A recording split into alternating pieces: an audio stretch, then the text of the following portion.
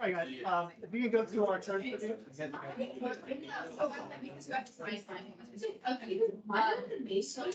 Um, we got through most of page one, right? Yeah, that's like.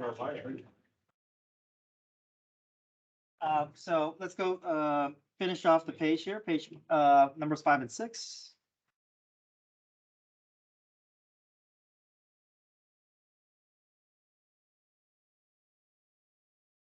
So you start off with,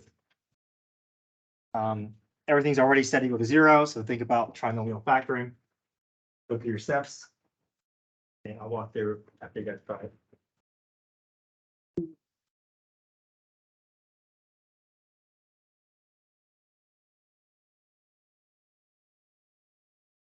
If you're ahead of me, great, keep working. We're hoping that we can get through as much of these two worksheets by the end of class, but if we don't finish, then that just gives you some additional practice for you to work on tonight.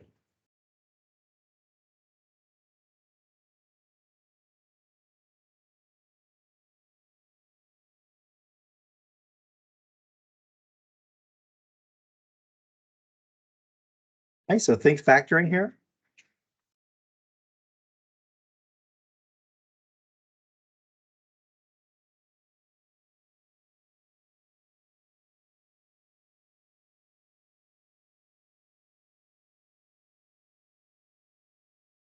Multiply the -12 after the -1.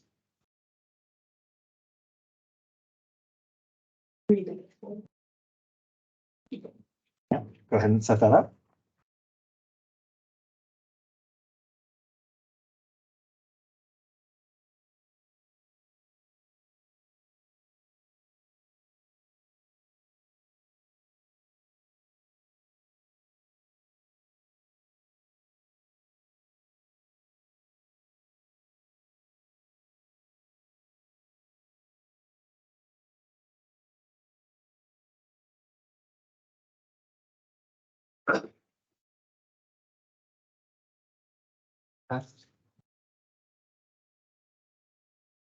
You go for like the star method? Sure.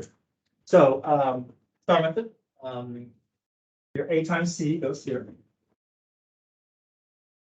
Your B goes here and your A goes here. The way you're trying to figure out your pattern. Let's go to those spaces. So, A times C, that's going to be 2 times -6, which is -12. Your B value is -1. So we have to go through this little puzzle here, right? So what two numbers multiply to be -12? We want the same two numbers to add up to be -1.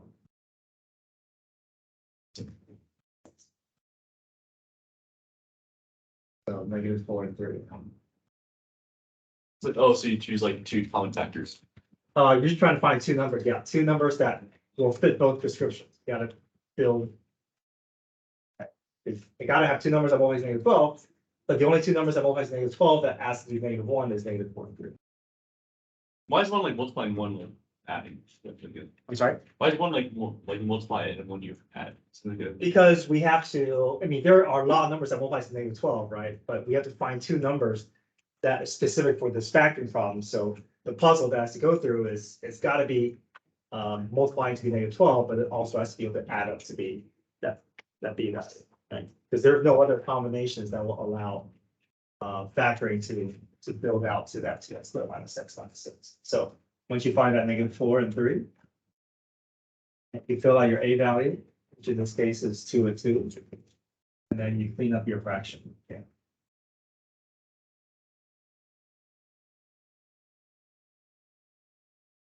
Any denominator that's left over, you can pull out in front. And if you were to FOIL this out, you will be able to get back to your starting point, which is here. So you know you're creating a factor that is equivalent to your expression, and then from here, a lot easier because now I can actually set equal to 0 and solve for x. Well, we got to bring trig back into our equations, but now move forward.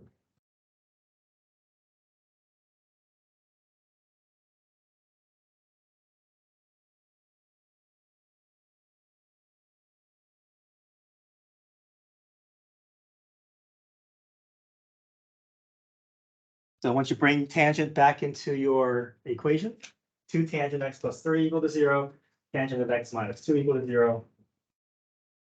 So this one is not as clean. You won't see a problem like this where it's not a unit circle value. So tangent of x equals -3/2. It's a valid, because tangent can be above, below 2 and -2, or above 1 and -1, but it's not a unit circle value. So the best you can do is just move it as inverse tangent and call it x, but I won't give you one that is as messy as that. It'll be a little cleaner where you can actually solve, but this is as far as we can go for number 5. I'm so sorry for doing this, but can you explain to me how you get those twos at the top? Right, so your twos are your a value. Okay, so if there's an a value other than 1, we gotta be able to include this in our factory. So our a value is 2, so that's why it goes here. So there's nothing there to be just one. It'll be 1.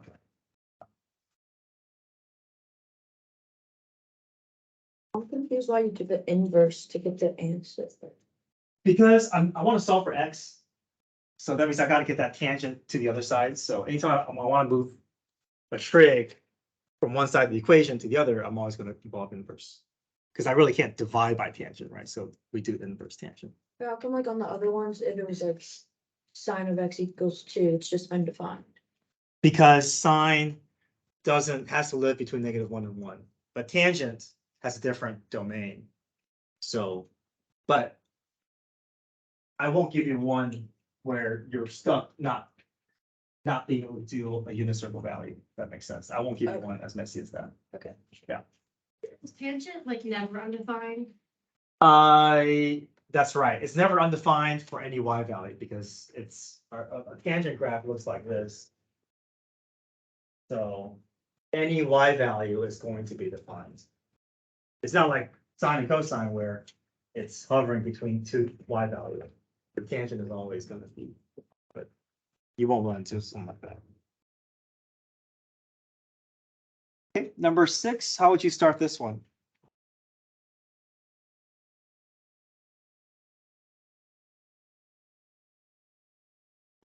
Square root, yeah, take that square root.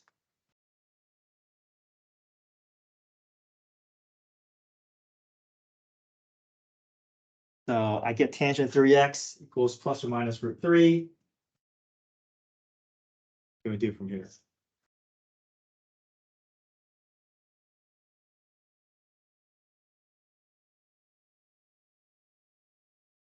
Take the what?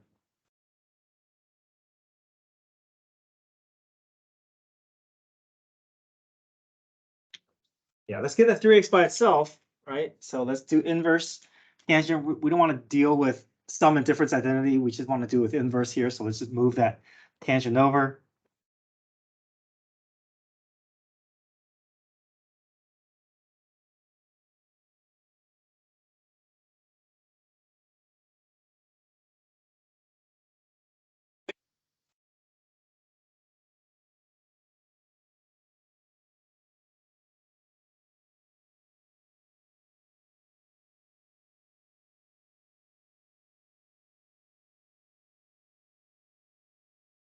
So where's tangent equal to √3?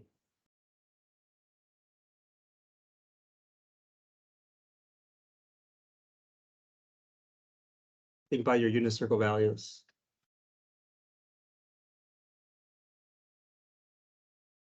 Pi over 3 family, right? All 4 quadrants, because you get that plus or minus. Okay, great, thanks.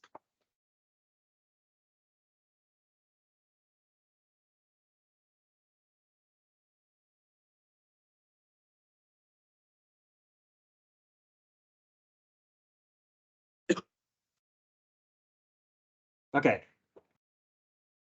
What should we do because of that 3x on the left side? Or times by 1/3. Yes, but is there anything that we should do before? Yes, eventually we're gonna have to divide by 30, multiply by 1/3. Yeah, because why? Yeah, these are not all the values, right? It feels like it, but if you divide by 3, all these values are gonna shrink to maybe just the first 10 quadrants. So we probably want to add some coterminal angles. We got to go past 2 pi because if we're shrinking all these values down, We want to make sure we get all of it. Yes. Why don't you just divide by 3, then like inverse of tangent is like plus or minus root of 3/3. It's not root 3/3 because this 3 is outside the inverse tangent, so we can't divide this by 3, right? So we gotta evaluate the inverse tangent before we divide by 3. But before we do that, let's extend our possibilities further out, right? So you're gonna add 2 pi. So just to match common denominator, I'll say plus 6 pi over 3. So I'll add it to my original 4. So what's pi over 3 plus 6 pi over 3? Yeah. Keep going. 8 pi over 3. Pi over 3. 11 pi over 3.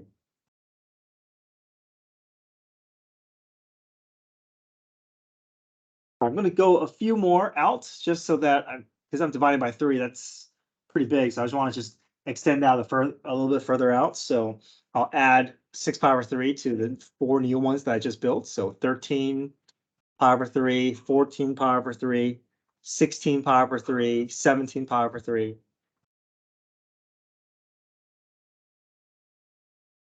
If I went one more, I get 19 pi over 3.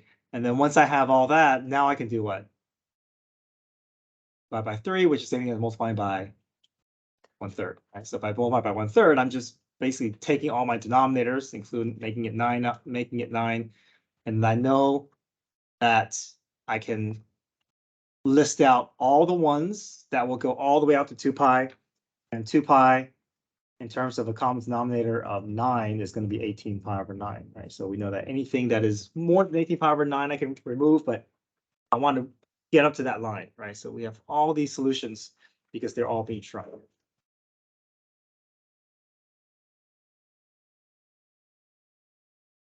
So 18 pi over 9 is a dividing line, so we know like something that's above 17 pi over 9 is removed, and we know we've caught everything. Is there gonna be something like this one on the? Yeah, so you want to make sure you, if there's something that is inverse tangent and there's inverse trig and there's 3x or 4x or 2x, you got to list out more than what you need so that when you divide them out, you can expect it to, you can catch all your solutions.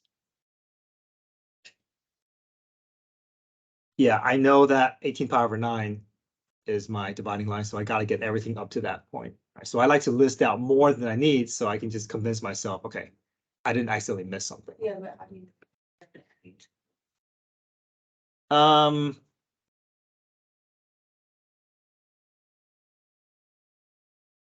I would say you're not going to have more than this. This is as much as you're going to have.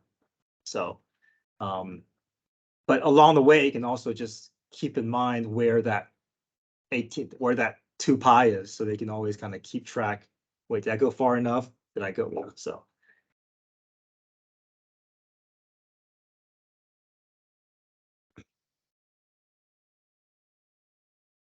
All right, let's go to the next page.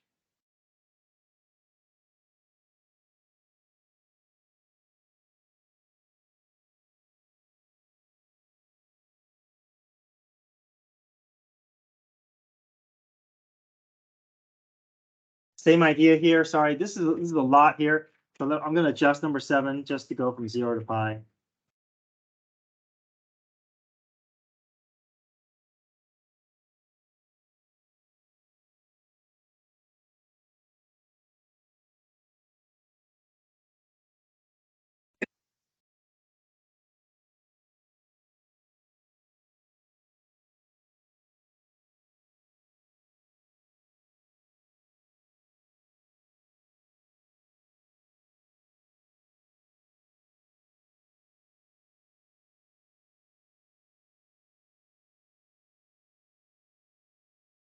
Okay, so what would you do first?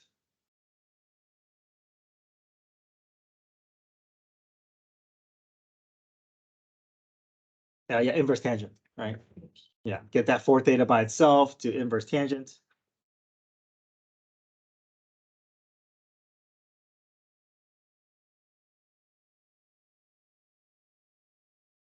So where's tangent -1?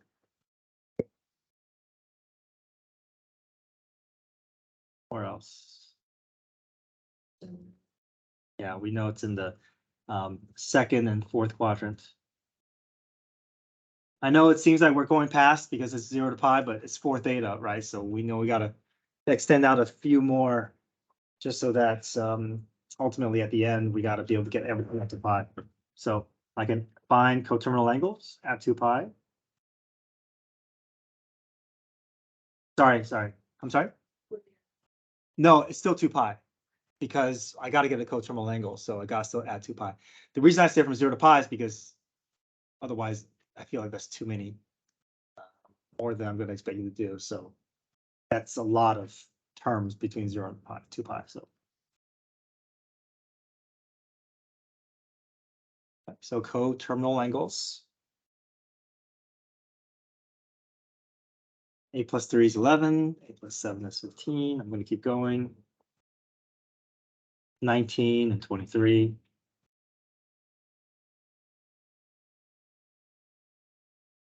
How far to go?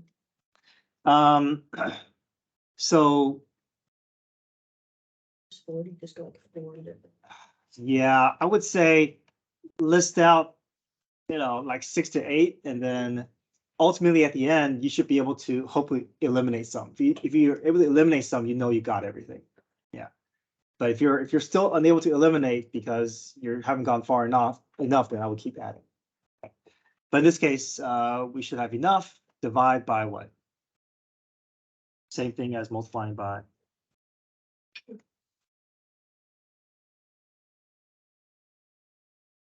Okay, so I get 3 pi over 16, 7 pi over 16, 11 pi over 16, 15 pi over 16, 19 pi over 16. That's just too many, right? Because I only want what's between 0 and pi, and common denominator would be 16 pi over 16.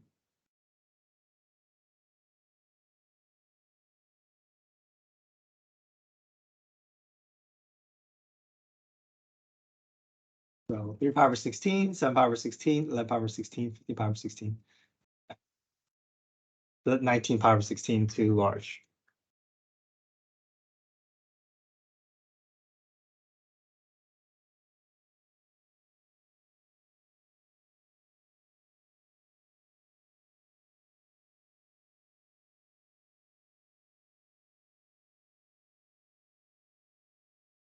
Okay, number 8. How would you start number 8? Yeah, so this, good, yeah, we write cosine. Cosine 2x and cosine x. I know they both have cosine, but there's no GCF there. We got to work with that double angle, right? That cosine 2x. Hopefully after we can get it out of double angle, we can get a GCF, but we first have to play with that. So what would you choose there to get that cosine 2x? Well, yeah, because that cosine x, right? We know that if I can get everything in terms of cosine, those just kind of move things along more smoothly for us. Okay, set equal to 0. Think about factoring. Okay, star method. Also, would it be unit circle and test like? Right. I'll give you a blank unit circle. Yeah.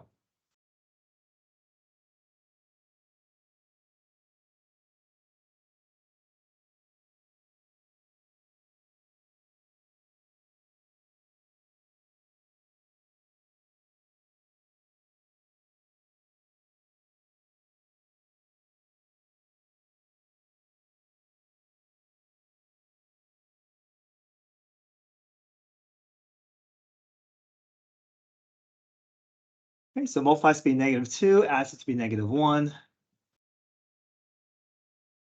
-2 and 1.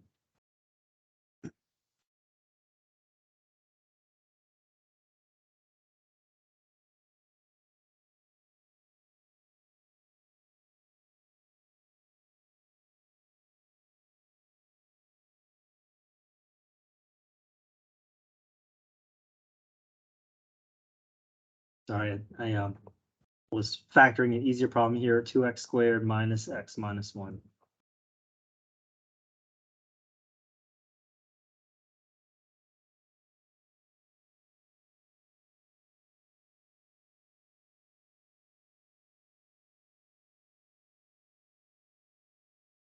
Okay, so cosine equals to 1, cosine equals -1/2.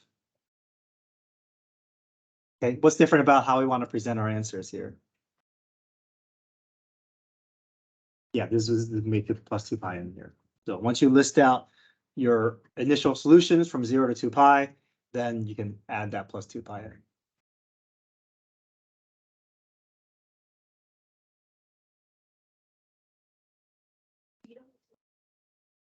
Original solutions or anything, so, I'm sorry? like, before. Right, yeah, you're not gonna add 2 pi to any of the original ones. Also, there's no inverse trig here where you have to shrink your values out, so yeah, just your original values from 0 to 2 pi, and then just add that plus 2 pi in. I think cosine is negative in the second and third quadrant. Cosine is 1 at when x equals 0.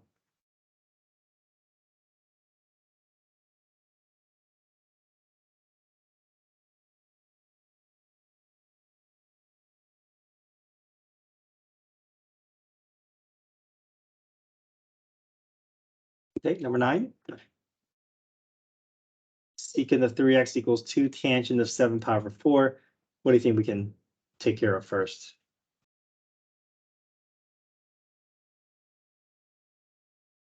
Yeah, that's just a number, right? We should be able to get this down to a numeric value. We know tangent of 7 pi over 4. Fourth quadrant, what's that equal to? Yeah, -1 times 2 is -2. So you're left with secant of 3x equals -2.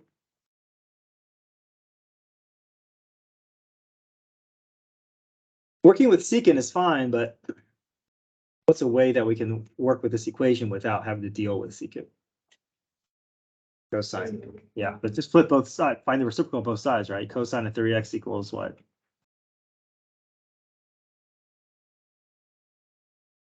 Yeah. Yeah. So that's a much easier problem to solve, right? Okay, so now we got to involve inverse.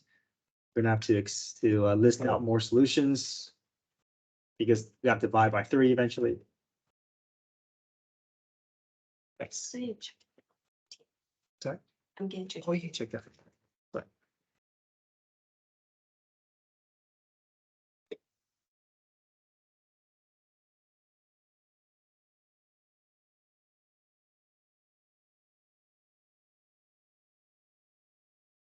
Okay, that's fine. It's like opposite when I did that.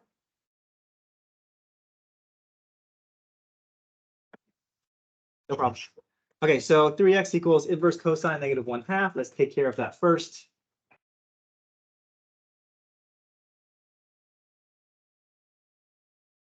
Cosine is negative in the second and third quadrant.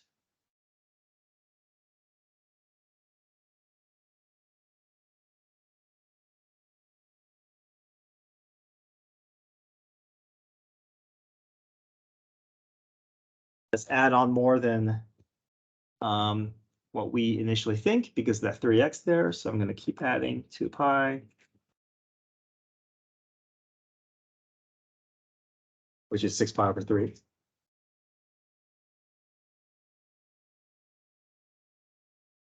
Keep adding a few more.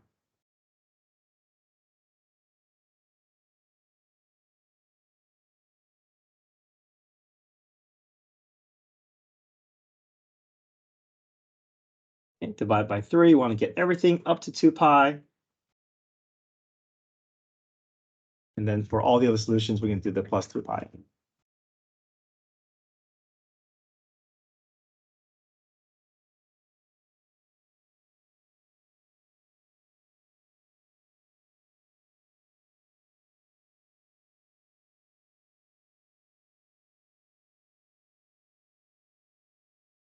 Okay, we know where to stop because we know that 18 pi over 9 is the same thing as 2 pi. So anything less than 18 pi over 9 we got to keep, but anything more than 18 pi over 9 we're going to have to remove.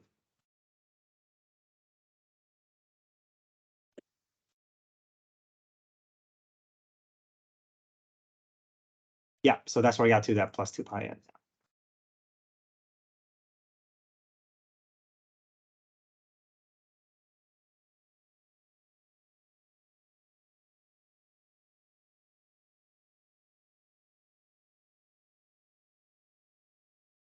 Okay, number 10, inverse cosine.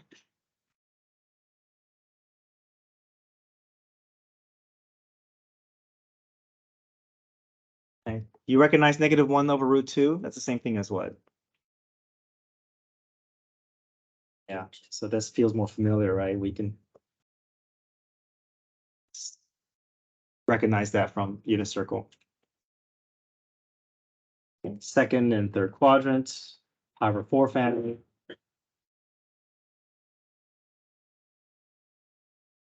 Again, add 2 pi because I got to divide by 2.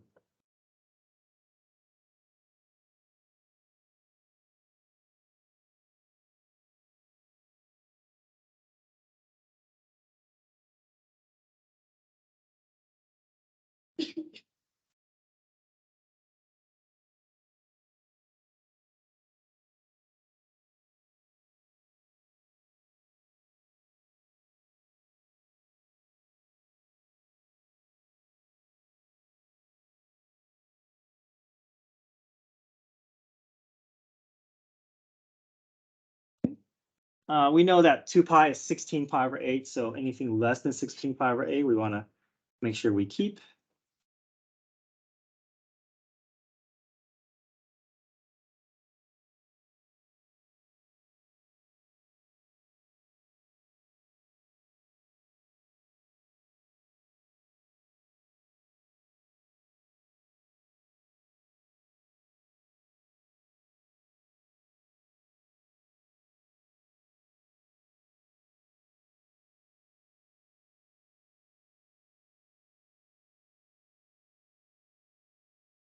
Any questions with 10?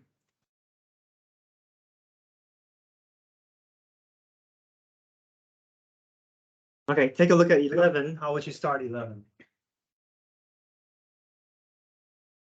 Yeah, let's pick out the identity, try to get it to be easier to work with. So I got tangent of A plus B that I can use here. Expand that out, and then we should be able to clean that up, and hopefully we'll be able to work with a much easier equation after we get all that cleaned up.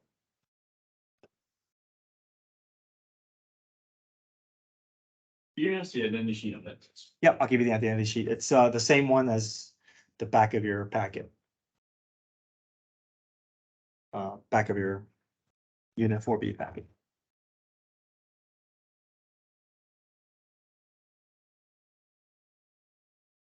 Okay, so tangent of pi plus tangent of x all over 1 minus tangent of pi tangent x. And then tangent of x plus tangent of pi all over 1 minus tangent.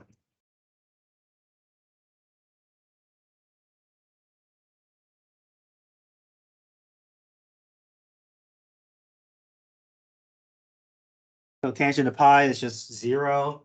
Tangent of x will stay. Second fraction, also tangent of x will stay. The denominator just becomes 1. So I'm just left with tangent x plus tangent x equals 2. Combine two fractions and simplify. Yeah, you can do that. Yeah. I just decided to do them separately, but yeah, you would get the same thing. You would get 2 tangent x.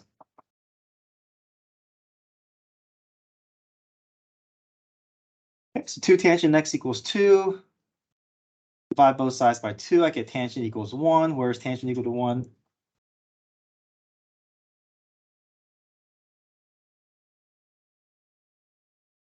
Yeah, first and third quadrant, and then from there you can do plus 2 pi n.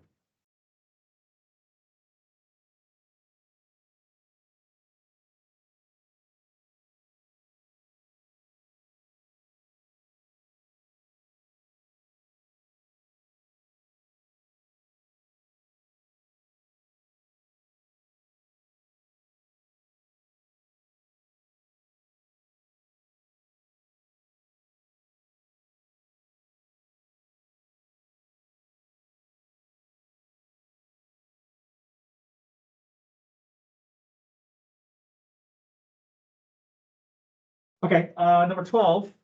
How would you start this problem?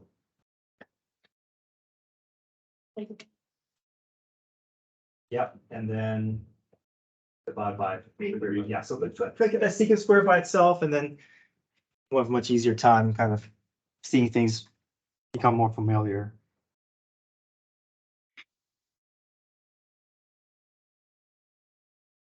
So basically I cross multiply, right? Or, If I have 3 secants.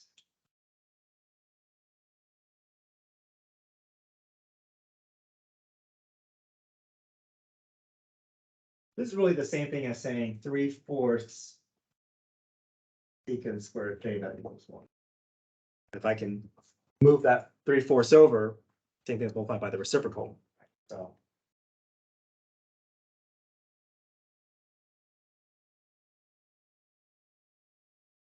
Secant squared theta equals 1.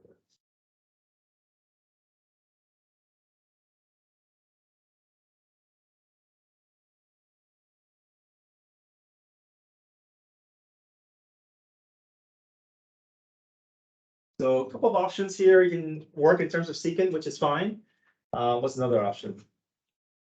Root.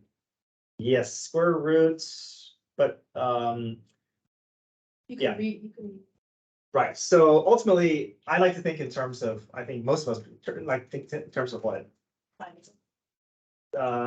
What's the reciprocal of? Oh, times this. Or, what is it? 1 over cosine squared. Right, so if I flip this side, it becomes cosine squared, which means I can just flip this side, right? So if I flip both sides, then isn't it a lot more familiar to work with this equation than this one? So we can either take the square root and then flip it, or flip it first and take the square root, but I think we prefer cosine equation than secant equation if we can help it, right? Okay, now what can we do? Square root, yeah. So √3 over √4, that's the same thing as, yeah, plus or minus √3 over 2, so those are unit circle values, right? That's right, it is plus or minus, so all 4 quadrants we got to include. Number 6 family.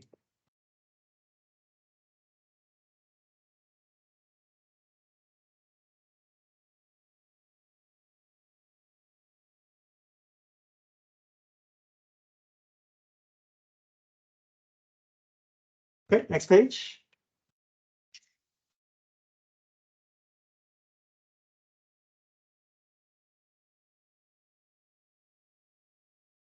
Worksheet 3.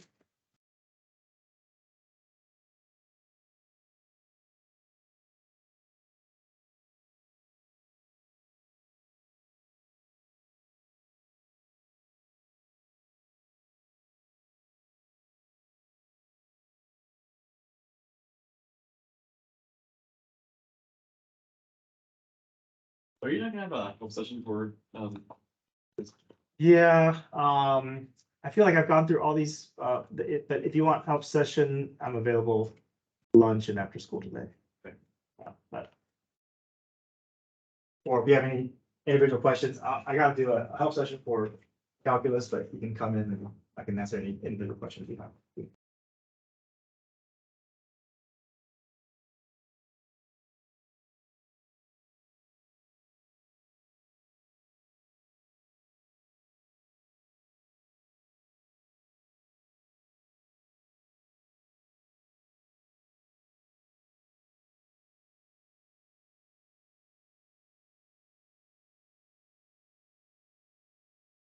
Everybody good? Go ahead and try number 1. I want you to, yeah, so for these problems here, I want you to try your first steps on your own and I can kind of follow up. Yeah, the first step is always the hardest, right? You can get that first step down and everything kind of just falls into place. just try 8. Yeah, get that secant by itself first.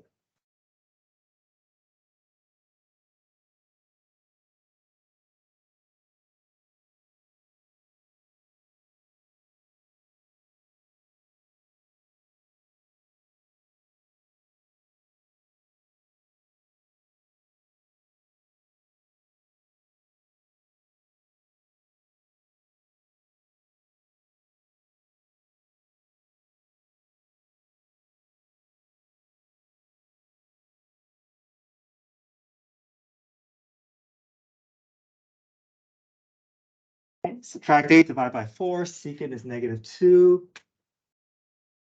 The easier equation that we can solve.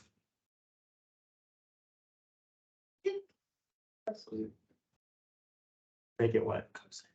Cosine x equals -1/2, right? If I can if I have just single terms on both sides, I can just quickly and easily flip both sides without worrying about having to, you know. But, yeah, if I had like multiple terms, I can't quite do that as easily. But if I have one term on both sides. Taking the reciprocal sometimes can just allow us to solve an easier problem. Cosine is -1/2. Easier to think in terms of that than secant, it's -2. Right, we're back to being from 0 to 2 pi, so.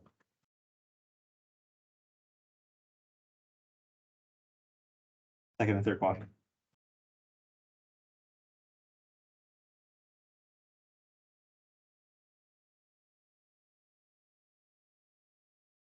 Okay, number 3.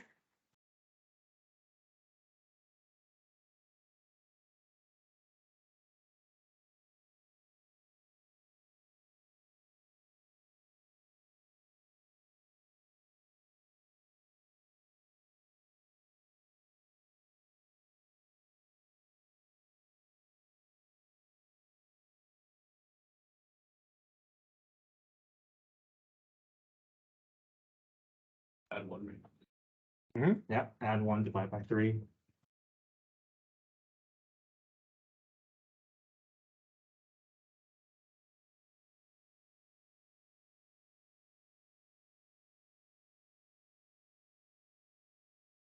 So you want to keep the tangent? You can, yeah. But cotangent is just x over y, so I don't feel that that's, yeah, but yeah, we definitely make it tangent is plus or minus √3, if that makes it easier.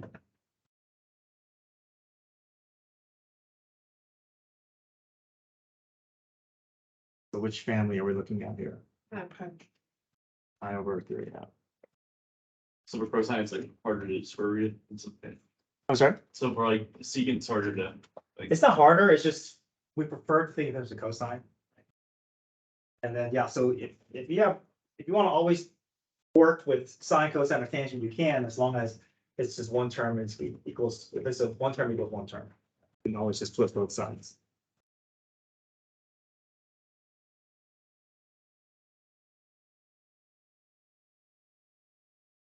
Okay, let's see if we can do 2 more and then we can stop.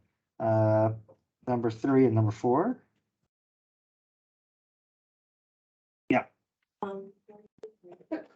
The program we're taking, the sum difference on the first. Mhm. Do we keep the 2? What do you do with this? So yeah, what do you do with the 2? So once you expand that sign out, that 2 has to distribute through your expression. Okay, so it just stays on the outside. Yes, that's right. Yeah, you can stay on the outside, but your sine A, your sine A, sine B, cosine A, cosine B, those have to, yeah, you're right. It's gonna stay on the outside, but ultimately it's gonna distribute through, yeah.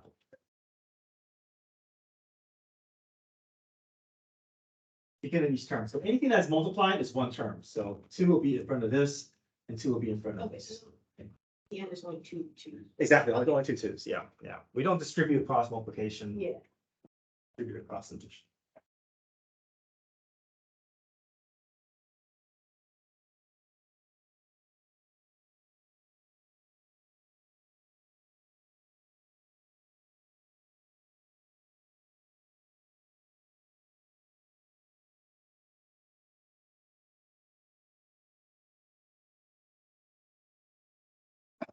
And clean up each individual terms here, because all the cosine pi, sine pi, tangent pi, you can clean up and reduce.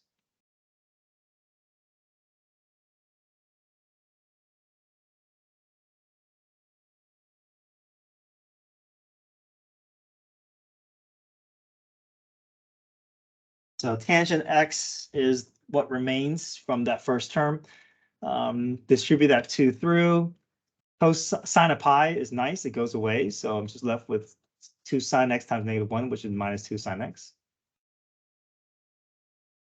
So ultimately, it's just tangent x minus 2 sine x equals 0. I like common denominators just so I can get everything in terms of sine and cosine, so.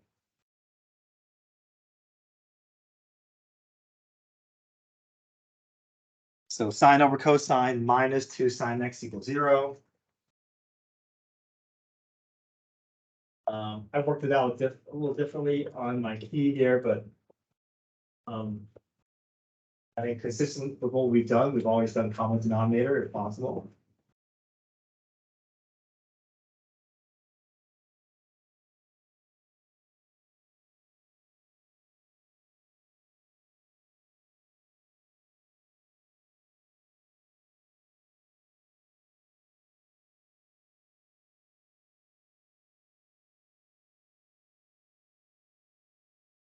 And if ever I have a fraction set equal to 0, where's the only place I look? Just the numerator, right? Denominator or something else. I can take a GCF out of that.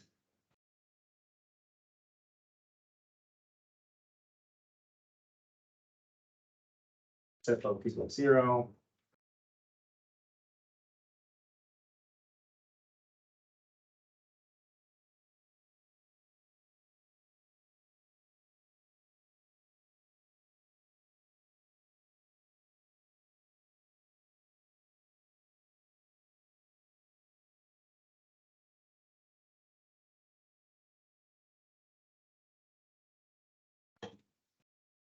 Mhm. Would you divide the cosine on the numerator and denominator again? Like after you combine the two fractions and then get rid of both cosines again, and then solve it again. What do you mean? But yeah, like, Oh, so once I'm here, I can factor out the GCF of sine x, right? Because we can ignore that cosine, things, right? Is that, because we don't care about the denominator, just the numerator. Does that answer your question? Yeah, yeah. Denominator equal to 0 is vertical asymptote. We don't care about that. We want the x, so. Number 4 is just factoring. Bring everything over to one side, treat it like x squared minus x minus 2. Factor that, bring cosecant back. And then I just switched both my equations in terms of sign. Makes it easier for me to think about, so.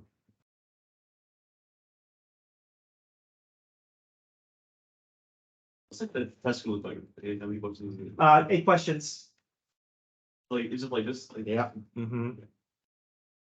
You'll have factoring, you'll have GCF, you'll have solving, you'll have inverse trig, you'll have double angle, identities to work through, sum and difference identities to work through. So yeah, there's another worksheet and a half. Hopefully you can use those to practice and get more comfortable. I'll be available 5th period today and after school if you have questions. Thank you.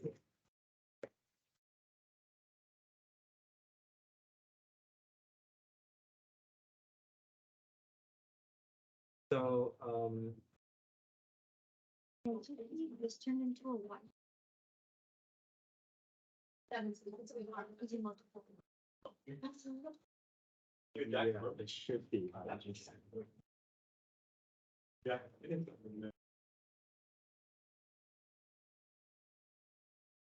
You're right, it should be.